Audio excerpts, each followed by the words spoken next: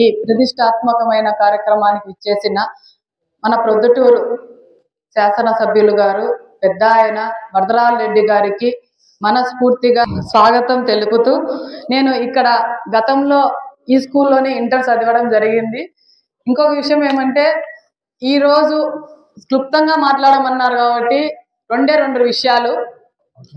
గతంలో 2018లో ప్రతిష్టాత్మకంగా తెలుగుదేశం పార్టీ మొదలుపెట్టిన ఈ కార్యక్రమానికి 2019 గవర్నమెంట్ మారుతానే వైసీపీ గవర్నమెంట్ తీసేసింది.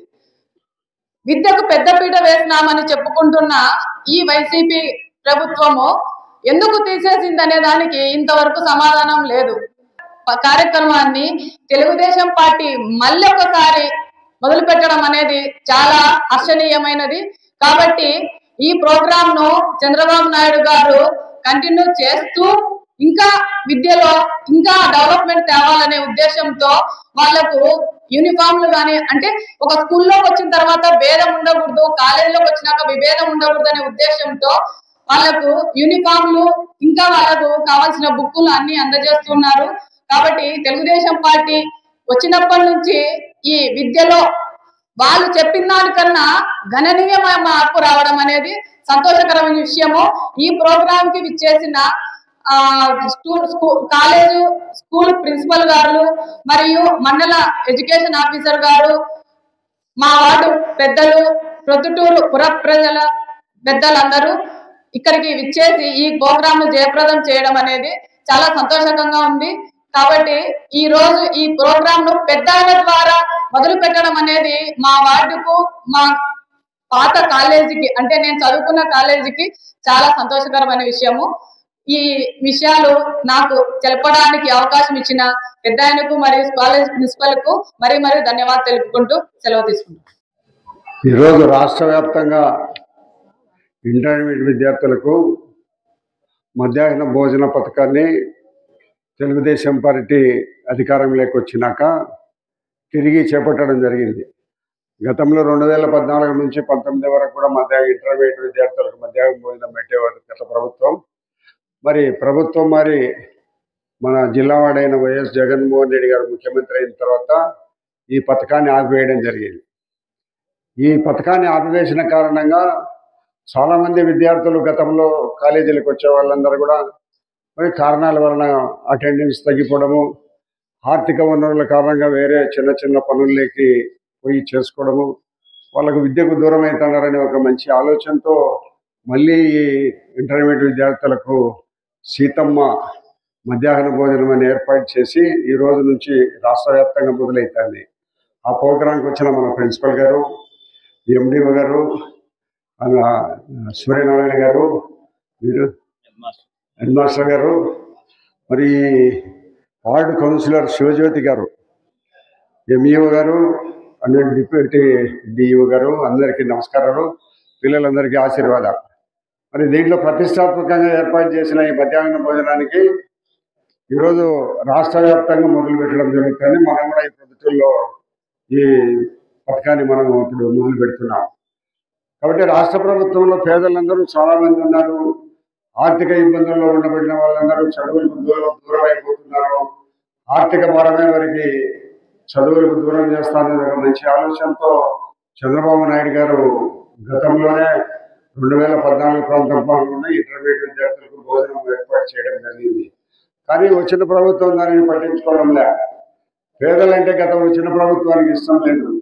చదువులకు ఈ ప్రభుత్వం వచ్చిన తర్వాత తెలుగుదేశం పార్టీ ప్రభుత్వం చంద్రబాబు నాయుడు గారు ముఖ్యమంత్రి అయిన తర్వాత అన్నిటికంటే నంబర్ 1 ప్రాధాన్యం విద్య, నంబర్ 2 ఆరోగ్యం.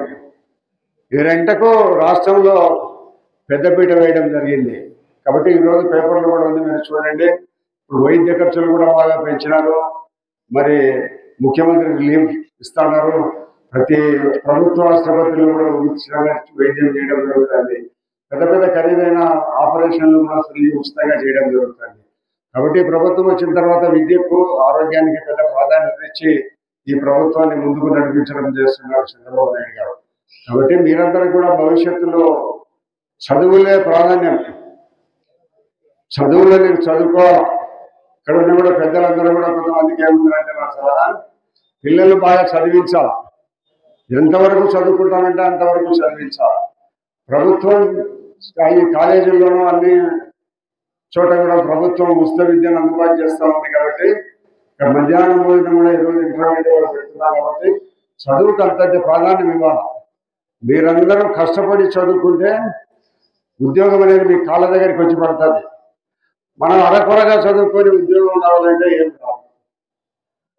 కాబట్టి మన తల్లిదండ్రులు చాలా కష్టాలకు వచ్చి ఇబ్బందుల్లో ఉండబడినప్పటికీ, కొంత ఆర్థికంగా బాగా ఉండబడిన వాళ్ళప్పటికీ మా పిల్లలు చదువుకొని ప్రయోజకులయ్యి మా కుటుంబానికి ఉపయోగపడతారు, దేశానికి ఉపయోగపడతారు అనే ఒక ఎన్నో ఇబ్బందులతో మిమ్మల్ని చదివించడం జరుగుతూ ఉంటుంది. కాబట్టి మీరందరూ పెద్ద పెద్ద భారతదేశం గొప్ప చైనా తర్వాత జనాభాలో 2వ దేశంగా ఉంది. మన భారతీయులందరూ కూడా ఎక్కడ పోయినా కూడా ప్రపంచ దేశాలలో అమెరికాలో అయితే 50 లక్షల మంది ఉన్నారు. 50 లక్షలు 2 జిల్లాల కడప, కర్నూలు జిల్లాల, అనంతపురం 3 జిల్లాల మీద కలిసి అందరూ కూడా భారతదేశంలో వాళ్ళందరూ అమెరికాలో 50 లక్షల మంది ఉన్నారు. కాబట్టి ప్రపంచంలో అదే మనకి జర్మన్, జపాన్, ఫ్రాన్స్, లండన్, కెనడాలో కూడా బాగానే ఉన్నారు. కాబట్టి ప్రపంచంలో విద్య ఉంటేనే ఏదైనా మనం సాధించగలం. విద్య లేనిది కానీ మనం ఏం చేయలేము. కాబట్టి అత్యంత ప్రాధాన్యతను విద్యకి ఇచ్చి మీ తల్లిదండ్రులను కాలేజీలకు పంపించి మీరేదో గొప్పవారైతారు, మా కుటుంబాన్ని ఆదుకోగలుగుతారు, మన పొద్దుటూరు పట్టణానికి మేలు చేసే వాళ్ళు అవుతారు మా పిల్లలు అనే ఒక మంచి ఆలోచనతో మీ తల్లిదండ్రులు మిమ్మల్ని చదివించడం జరుగుతుంది. కాబట్టి ప్రభుత్వం కూడా ఇప్పుడు ఈ మన ఇంటర్మీడియట్ మధ్యాహ్నం భోజన పథకానికి 2,000 కోట్ల రూపాయలు ఖర్చు అవుతుంది సంవత్సరానికి. ఒక్క మధ్యాహ్నం భోజనం పెట్టడానికి దాదాపు 33 లక్షల మంది విద్యార్థులు మధ్యాహ్నం భోజనం ప్రతిరోజు భోజనం చేస్తారు. దాదాపు రాష్ట్రంలో ఉండబడిన 44 కాలేజీలకు సంబంధించి 33,400,000 మంది విద్యార్థులు ప్రతిరోజు మధ్యాహ్నం భోజనానికి ఈ రోజు నుంచి మొదలవుతూ ఉంది.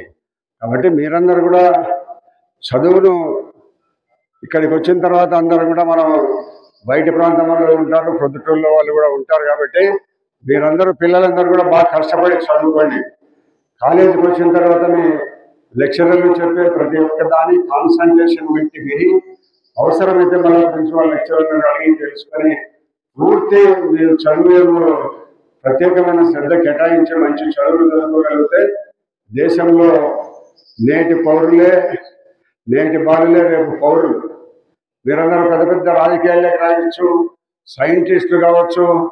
మన కృష్ణపట్నం నుంచి నెల్లూరు దగ్గర, మన బెంగళూరు నుంచి కూడా కింద నుంచి రాకెట్లు పైకి మోపుతున్నారు. ఎంత టెక్నాలజీ పెరిగిందో చూడండి. కింద నుంచి ఆపరేట్ చేస్తున్నారు, కింద నుంచి చంద్రుని మీద దించుతున్నారు. అంత గొప్ప టెక్నాలజీ పెరిగిపోయింది, అంత విపరీతమైన సైన్స్ పెరిగిపోయింది. కాబట్టి మీరందరూ ఈ దేశానికి మనం ఏదో ఒక పుట్టినందుకు మనం ఏదో ఒక గొప్ప పని చేయాలా, దేశం అభివృద్ధి ప్రగతిలోకి తీసుకుపోవాలా, మన పొద్దుటూరు పట్టణానికి పేరు ప్రతిష్టలు తీసుకురావాలా. మీరు ఇప్పుడు చెప్తున్నారు మన ప్రిన్సిపల్ గారు విజయానంద్ గారని, పొద్దు ముఖ్యమంత్రిగా చంద్రబాబు నాయుడు గారు ఉంటే 2వ స్థానం విజయానంద్ గారు, ముఖ్యమంత్రి తర్వాత చీఫ్ సెక్రటరీ నెంబర్ 2. కాబట్టి ఇక్కడ చదువుకునే అంత గొప్ప స్థానానికి పోయినట్లంటే మీలో ప్రతి ఒక్కరు కూడా మనం ఏదో ఒక ఉన్నతమైన స్థానానికి చేరుకోవాలని ఒక మంచి లక్ష్యంతో మీరు కష్టపడి చదువుకొని ఉత్తీర్ణులు కావాలి. కాబట్టి ప్రపంచంలో మనుగడ సాధించాలంటే విద్య తప్పనిసరిగా అవసరం. ఆ విద్య చేసిన వాళ్ళు వ్యవసాయం కూడా చేయొచ్చు. చదువుకునేంత మాత్రంతోనే ఉద్యోగాలు కావాలనేది ఏం లేదు. కొత్త కొత్త రకాలైన పద్ధతులు వ్యవసాయం కూడా మీరు అగ్రికల్చర్ డిపార్ట్మెంట్ ద్వారా ప్రవేశపెట్టి దేశానికి కావాల్సిన మంచి తిండి గింజలు, నాణ్యతమైన గింజలు, పురుగుల మందులు లేకుండా ఉండే గింజలు పండించే ప్రయత్నాలు చేయొచ్చు.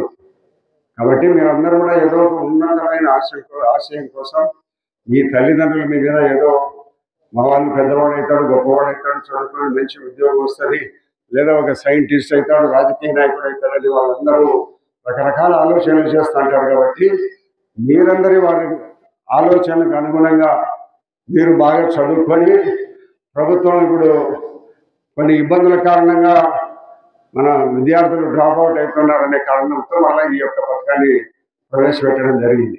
కాబట్టి మీరందరూ ఏదైనా కొంత ఇబ్బందులు ఉండబడ్డారు మధ్యాహ్నం కూడా ఇక్కడికి వచ్చి వచ్చేసి సాయంత్రం 4:30, 5 గంటల వరకు మరి కాలేజీలో బాగా చదువుకొని ప్రతి ఒక్క విద్యార్థి వినయ విధేయతలు అలవరుచుకోండి. ఎవరు చెప్పినా పలకండి. విద్యార్థిని చెప్పే లెక్చరర్లను గౌరవించండి. 10 రోజులు కాలేజీకి వస్తానగానే గుడ్ మార్నింగ్ చెప్పండి అందరికీ. కాబట్టి క్రమశిక్షణను పాటించిన దానివల్ల వాడు దేశంలో ఎప్పటికి కూడా పైకి వస్తాడు. కాబట్టి క్రమశిక్షణ ముందు అవసరము. ఇంట్లో తల్లిదండ్రులు పెద్దలను గౌరవించాలా, మన తోటి వాళ్ళతో స్నేహంగా మెలగాల, ప్రతి ఒక్కరూ కలిసిమెలిసి బతకాల. మరి అటువంటి ప్రపంచంలో మనం ఉన్నాం కాబట్టి మీరందరూ ఉన్నతమైన చదువుల కోసం ప్రభుత్వం మీకు ప్రోత్సాహం ఇస్తూ ఉంది. మధ్యాహ్నం భోజనం ఏర్పాటు చేస్తుంది.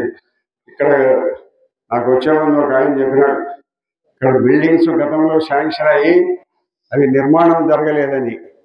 కాబట్టి విజయానంద్ గారు ఇక్కడ కూడా చదువుకుని పోయినాడు కాబట్టి ప్రభుత్వం ఆర్థిక ఇబ్బందుల్లో డబ్బు లేని పరిస్థితుల్లో బాగా ఇబ్బందుల్లో ఉండబడినప్పటికీ కూడా ఇటువంటి పూర్వం నుంచి చాలా కాలం ఇక్కడ మంచి పేరు ప్రతిష్టలు ఎస్సీఎన్ఆర్ గవర్నమెంట్ కాలేజ్ అంటే చాలా మంది ఇక్కడ నుంచి ఇందాక చెప్పిన వాళ్ళందరూ కూడా పెద్ద పెద్ద స్థానాలకు చదువుకొని ఇక్కడ మరి అటువంటి గొప్ప స్థానాలలో ఉండబడేదానికి అవకాశం వచ్చిన ఈ స్కూల్లో ఇది ప్రిన్సిపాల్ గారికి ఒక సమగ్రమైన రిపోర్ట్ పంపించండి.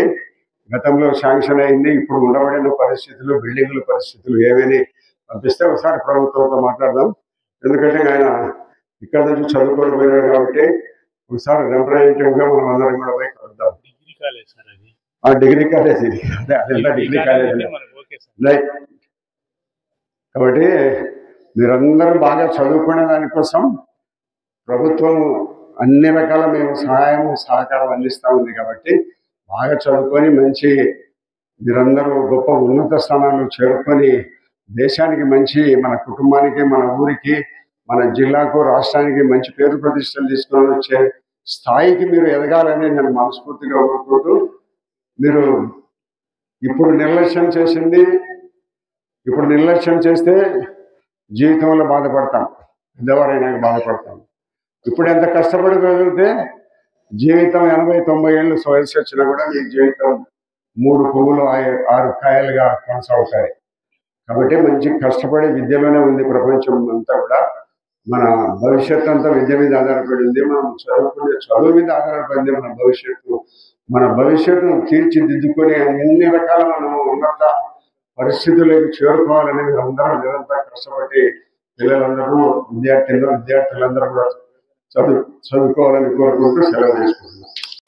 రాష్ట్ర వ్యాప్తంగా ఈరోజు డొక్కా సీతమ్మ మధ్యాహ్న భోజన పథకాన్ని విద్యారంగం బలోపేతంలో భాగంగా రాష్ట్ర ముఖ్యమంత్రి గారు ఈరోజు ఈ కార్యక్రమాన్ని రాష్ట్ర వ్యాప్తంగా ప్రారంభించడం జరిగింది. ఈ సందర్భంగా ప్రొద్దుటూరు ప్రజలకు, ప్రొద్దుటూరు సమాజానికి మేము ఒక చిన్న మెసేజ్ ఇవ్వడం ఏమంటే, ఎక్కడ కూడా మధ్యాహ్న భోజనం ఇస్తామని ఇంటర్మీడియట్ పిల్లలకు ఏ మేనిఫెస్టోలో చెప్పలేదు మా సీఎం గారు.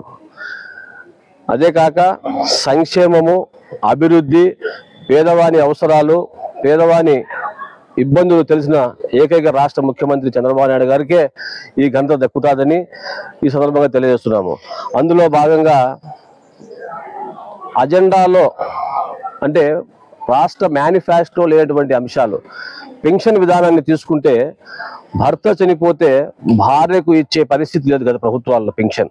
ఈరోజు చూస్తే భర్త చనిపోతానే భార్యకి ఇచ్చే పరిస్థితి ఈ రాష్ట్రంలో తెలుగుదేశం పార్టీ అధికారంలో వచ్చిన తర్వాత జరిగింది. అంతేకాక ఇప్పుడు వస్తున్నటువంటి ఇంకా కొన్ని నూతన విధానాలు ఏమైతే ఉన్నాయో, నూతన సంక్షేమాలు ఏమైతే ఉన్నాయో ఇవన్నీ మేనిఫెస్టోలో మా సీఎం గారు ఎక్కడ చెప్పలేదు. పేదల సంక్షేమం పట్ల, అభివృద్ధి పట్ల తెలుగుదేశం పార్టీకే చిత్తశుద్ధి ఉందని చెప్పి ఈ పత్రికల ద్వారా తెలియజేస్తున్నాము.